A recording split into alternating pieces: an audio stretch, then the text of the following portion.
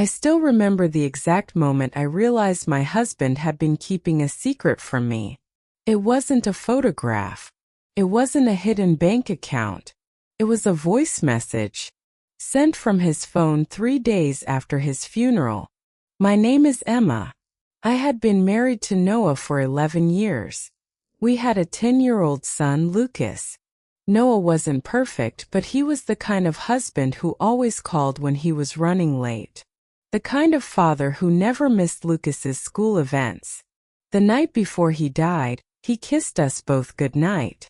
Then he smiled and said, "Tomorrow I'll take you somewhere special." Those were the last words I ever heard from him. The next morning, Noah was killed in a car accident. There was no warning, no goodbye. Just one phone call from the police that turned our entire world upside down. For weeks I couldn't touch his things. His shoes were still beside the front door. His jacket was still hanging in the hallway. And his phone. I had placed it inside a drawer because I couldn't bear to look at it. Then 3 weeks after the funeral I finally turned it on. There were dozens of notifications. Work emails. Bank messages. Missed calls. Nothing unusual. Until I saw one message that made my blood run cold. A voice message. It had been sent from Noah's phone. But the date was 3 days after his death. My hand started shaking. I pressed play. First there was only silence. Then I heard his voice. "Emma, if you're listening to this, please don't panic." I stopped breathing. It was Noah. His voice. His exact voice. He continued. "I didn't know if I'd ever get the chance to tell you the truth." I whispered. "What truth?" But the recording suddenly ended. 32 seconds. That's all. Played it again. And again. Then I noticed another file. It was password protected. The name of the file was Lucas. I spent hours trying passwords. Our anniversary. Lucas's birthday. Our wedding date. Nothing worked. Then I remembered something Noah always said to Lucas during their little guessing games.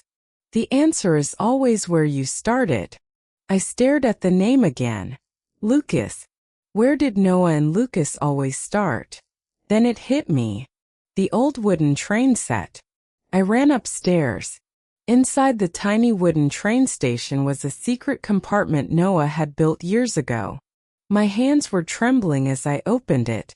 Inside was a small envelope. And inside the envelope was a 4-digit number. I entered it. The file opened. It was a video. Noah was sitting inside his car. He looked exhausted and frightened.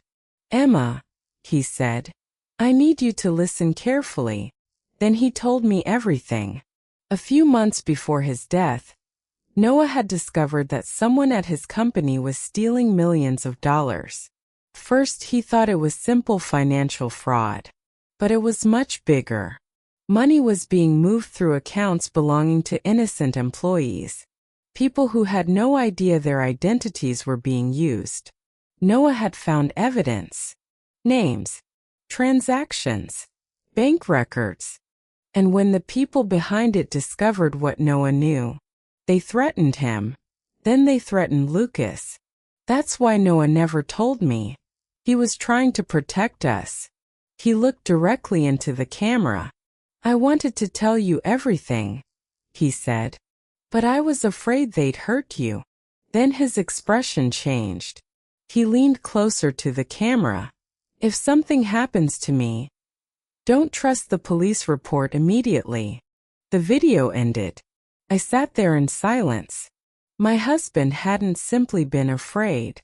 He had known something could happen to him.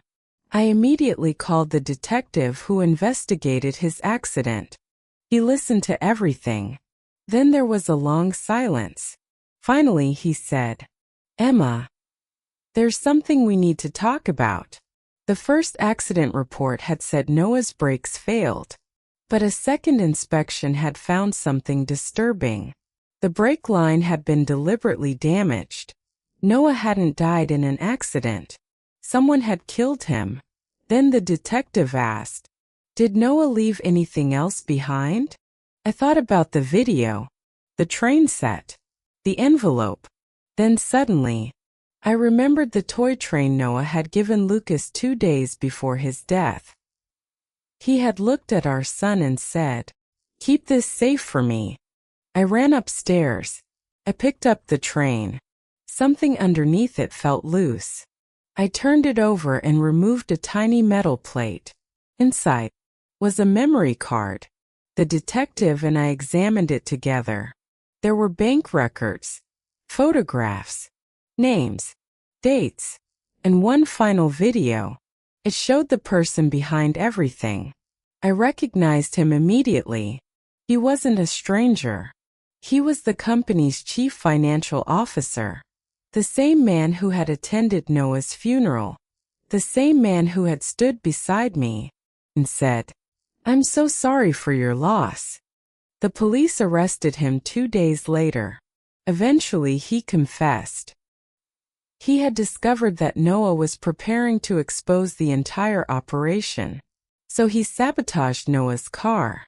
But there was something he hadn't counted on. Noah had already prepared everything. He knew he might not survive. So he created a trail of clues. The voice message, the password, the train set, the toy. Every clue was designed to lead me closer to the truth. Months later, I watched Noah's final video again. And this time, I noticed something I hadn't seen before. At the very end, Noah smiled. His eyes were filled with tears. "Emma, I'm sorry I couldn't come home." He paused. "But if you're watching this, then you found the truth." Then he looked directly into the camera. "Please don't let Lucas remember me for how I died. Let him remember me for how much I loved him." The screen went black. I cried harder than I had since the funeral. But this time the tears felt different. Because for the first time, I wasn't just grieving Noah. I was finally understanding him. He hadn't left us a goodbye. He had left us a way forward. Years later, Lucas still keeps that little wooden train on his shelf. Sometimes he looks at it and asks, "Mom, do you think Dad knew we'd be okay?" I always smile. And I give him the same answer. "Yes, sweetheart. Because your dad spent his final days making sure we would be." And now I understand something I didn't understand back then. Sometimes love doesn't end with goodbye. Sometimes the person you lose leaves behind one final message.